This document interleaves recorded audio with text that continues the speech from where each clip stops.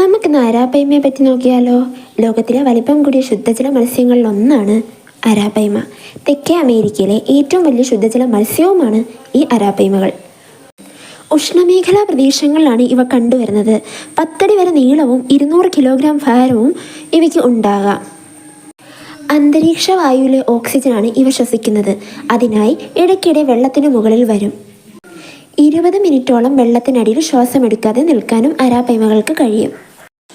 Arapaima, പിരാരുക്കു അല്ലെങ്കിൽ പൈഷെ എന്നിവ തെക്കേ അമേരിക്കയിലെ ആമസോൺ കാടുകളിൽ കാണപ്പെടുന്ന അരാപ്പൈമ ജനുസുകളിലെ വലിയ ഇനങ്ങളാണ്. ഇവ ഒരു പ്രധാന ഭക്ഷ്യമത്സ്യമാണ്.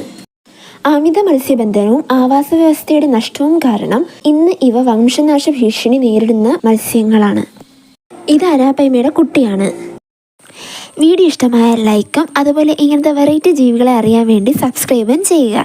ഇനി നിങ്ങൾക്ക് ഏത് ജീവിയെ പറ്റി അറിയണമെന്ന് കമൻറ്റും കൂടെ ചെയ്യുക.